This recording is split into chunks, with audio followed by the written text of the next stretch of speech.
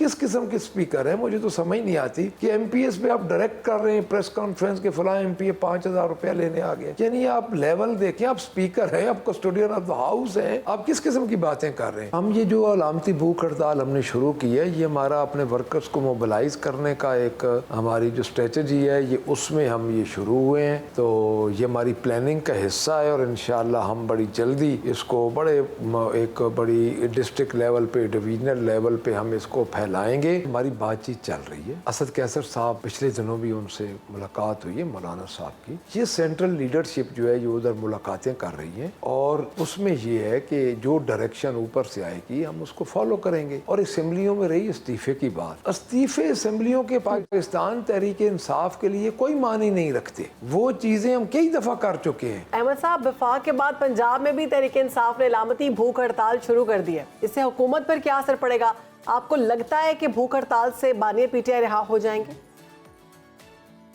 बुनियादी तौर पे हमारा वो एहतजाजी कैंप है, उसमें एक अलामती भूख हड़ताल भी चल रही है और एहतजाजी कैंप भी साथ साथ चल रहा है। तो हमारा मकसद ये है कि हम अपने वर्कर्स को मोबिलाइज़ करें और वर्कर्स जब मोबिलाइज़ हो जाएं तो हम एक लंबी तहरीक शुरू करें।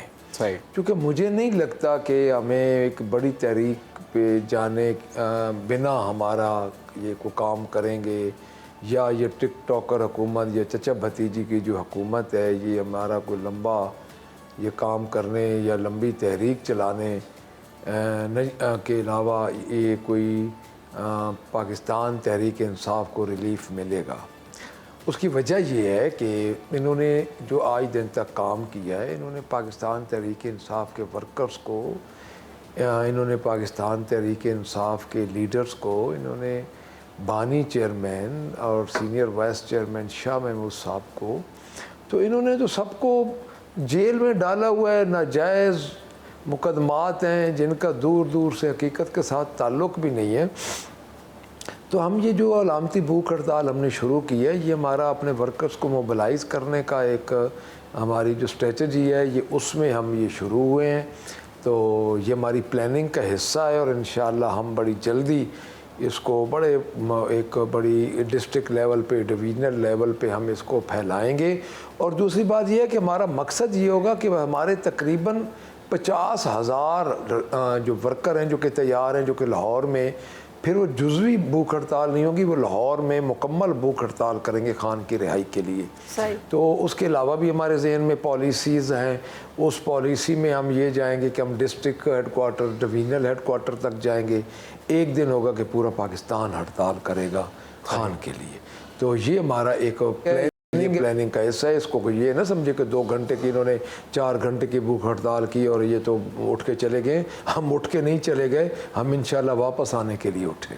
इंशाल्लाह वापस आने के लिए कोशिशें कर रहे हैं। ठीक है अहमद साहब, ये कहिएगा कि इस वक्त तमाम महंगाई से मर रहे हैं, बिजली के बिलों पर ख़ानदानों में ख़बरें आ रही हैं झगड़े जिस तरह से हो रहे हैं, मगर केपी हुकूमत मुराद सईद को तमगा शुजात देने की करारदादें मंजूर कर रही है। पीटीआई अवामी मसाइल पर खामोश क्यों है?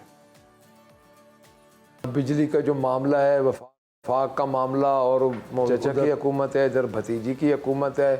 तो आपको गुजरांवाला में पता है कि गुजरांवाला में एक भाई को भाई ने 2 दिन पहले कत्ल कर दिया सिर्फ बिजली के बिलों पे। उसका ज़िम्मेदार कौन है?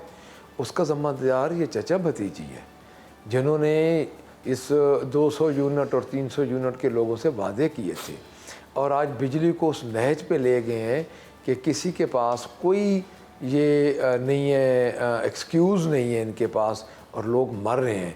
तो मैं ये समझता हूँ कि पाकिस्तान तहरीक इंसाफ तो पूरी तरह लोगों के साथ खड़ी, और जिस तरह जुल्म और जबर के साथ मुकाबला कर रही है, तो वो तो इस वक्त अवाम के अंदर इस वक्त है ही एक ही जमात, पाकिस्तान तहरीक इंसाफ। और मैं ये समझता हूँ कि ये इस वक्त जो ये चचा भतीजी हैं, ये तो डिज़ास्टर हो चुके हैं पंजाब और पाकिस्तान के लिए। तो मेरा नहीं ख्याल कि ये महंगाई पे काबू पा सकेंगे और इनको फ़ौरन छोड़ देना चाहिए। ठीक है, पंजाब स्पीकर अहमद खान ने कहा है कि अपोजिशन अरकान जालसाजी से हाजिरी लगाते हैं और करोड़ों रुपए के TADA ले लेते हैं। इजलासों पर भी कहा गया कि आवाम के टैक्सों के पैसे खर्च होते हैं। अपोजिशन इजलास को संजीदा क्यों नहीं लेती? देखिए, मैं मलिक अहमद साहब की इस बात का बड़ा मुझे अफसोस लगा है जब उन्होंने ये बात की है MPS के बारे में। चाहे कोटरी बेंचेस का एमपी हो, चाहे अपोजिशन का हो, क्या एमपीएस अब 5000 के टीएडीए के लिए असेंबली आते हैं? देखिए बात ये, स्पीकर हैं वो पार्टी बन चुके हैं, उन्होंने पूरी प्रेस कॉन्फ्रेंस कर डाली है एमपीएस पे, यानी ये असेंबली की तारीख में पहली दफ़ा हुआ है। तो मलिक साहब ने तो मेरा अपोजिशन का चैम्बर ही बंद कर दिया था, तो क्या वो कानूनी बात थी? मलिक साहब ने तो सब वापस ले लिया। देखिए बात ये नहीं है, ये कौन जेलसाजी कर रहा है? अगर जेलसाजी करते हैं तो वो इंक्वायरी करवाएं।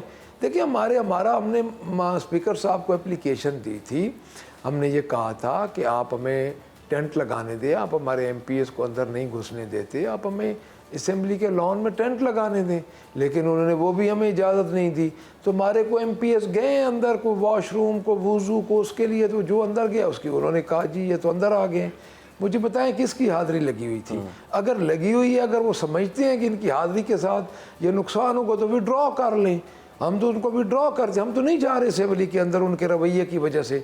तो वो टीएडीए जो कहते हैं, जो करोड़ों रुपए के टीएडीए हैं, तो वो विड्रॉ कर लें। असेंबली के लिए तो 18 करोड़ की गाड़ियां जब ली जा रही हैं, जो वो उन्होंने मंजूर करवाई हैं, तो उस वक्त नहीं ख्याल आ रहा। देखिए ये किस किस्म के स्पीकर हैं, मुझे तो समझ नहीं आती कि एमपीएस पे आप डायरेक्ट कर रहे हैं प्रेस कॉन्फ्रेंस के फलां एमपीए 5000 रुपया लेने आ गए। यानी आप लेवल देखें, आप स्पीकर हैं, आप कस्टोडियन ऑफ द हाउस हैं, आप किस किस्म की बातें कर रहे हैं? मुझे तो शर्मिंदगी हो रही है इस किस्म की बात करते हुए भी, कि हम किसी के ऊपर इल्ज़ाम लगाएं कि ये टीएडीए 5-10 हज़ार रुपये के लिए जी टीएडीए आए हैं तो इन्होंने हाज़िरी लगाई है। हम तो टीएडीए को भी ड्रॉ कर रहे हैं और हम वो आपका टीएडीए हमारे एमपीएस नहीं लेंगे। अहमद साहब, मलिक अहमद खान साहब ने गुज़िश्ता रोज़ तकरीबन 60 एमपीएस की निशानदेही की कि वो लोग ये लगा रहे हैं हाज़िरियाँ। बहरहाल जी, दूसरा सवाल एक और है जी, और वो ये कि बानी पीटीआई ने जीएचक्यू के बाहर एहतजाज की कॉल देने का एतराफ़ किया है, लेकिन हम ये देख रहे हैं कि पीटीआई रहनुमा इस बयान की तरदीद कर रहे हैं। तहरीक इंसाफ बानी पीटीआई का बयान तस्लीम करने के लिए क्यों तैयार नहीं है? इल्म में नहीं है ये बात कि जेल, क्योंकि मैं जेल में नहीं था और वो वकला और जो उधर मौजूद हैं वो भी वही सही जवाब दे सकते हैं। तो अगर वो नहीं तरदीद कर रहे हैं तो ऐसा नहीं होगा डेफिनेटली। ये तो छोटी छोटी बातें चेयरमैन इमरान खान के ज़िम्मे लगा के और ट्वीट धड़ाधड़ करते हैं, पाबंदी लग गई, ये हो गया वो हो गया। देखिए एक सबसे बड़ी जमात पे कौन पाबंदी लगा सकता है? ये नहीं पाबंदी लगा सकते, इनके बस में भी नहीं है। ये क्या आपका क्या ख्याल है, ये 25 करोड़ आवाम की जो जमात है उस पर पाबंदी लगा सकेंगे? ये नहीं लगा सकेंगे और इनकी ज़रूरत ही नहीं है कि ये पाबंदी लगाएं। ये लघु सी बातें हैं। अगर उनके जो उनको मिलने गए हैं, ये जो जिनको पता है, जो वकला इसके सिलसिले में वकला की मुलाकात होती है, तो डेफिनेट वो अगर तरदीद कर रहे हैं तो सही तरदीद कर रहे होंगे। ठीक है। मौलाना फजल रहमान साहब की अगर बात करें, उन्होंने दावा किया था कि तहरीक इंसाफ ने कौमी और सूबाई असम्बलियों से इस्तीफे देने की यकीन दहानी करा दी है। अब मौलाना फजल रहमान के साथ बातचीत कहाँ तक पहुंची है आप लोगों की? JUIF से इत्तेहाद कब होगा? देखिए मेरी बात सुने, हमारी बातचीत चल रही है। असद कैसर साहब, पिछले दिनों भी उनसे मुलाकात हुई है मौलाना साहब की। ये सेंट्रल लीडरशिप जो है ये उधर मुलाकातें कर रही है और उसमें ये है कि जो डायरेक्शन ऊपर से आएगी हम उसको फॉलो करेंगे। और असम्बलियों में रही इस्तीफ़े की बात, इस्तीफ़े असम्बलियों के पाकिस्तान तहरीक इंसाफ के लिए कोई मानी नहीं रखते। वो चीज़ें हम कई दफ़ा कर चुके हैं। ये डमी असम्बलियाँ जो हैं, ये तो इस वक्त फॉर्म 47 की असम्बलियाँ हैं, ये मुसल्लत की गई हैं हमारे ऊपर, और ये मुसल्लत की हुई असम्बलियाँ हमारे लिए कोई अहमियत नहीं रखती। और अगर जिस वक्त चेयरमैन इमरान खान का हुक्म आया कि आप लोग इस्तीफ़े दें, तो हम तो 1 मिनट नहीं लगाएंगे। असम्बली हमारे लिए क्या अहमियत रखती है? हम असम्बली से बाहर भी आ जाएंगे। ये तो पार्टी पॉलिसी है, जिस वक्त खान साहब ऐलान करेंगे उसी वक्त हम ये कर देंगे।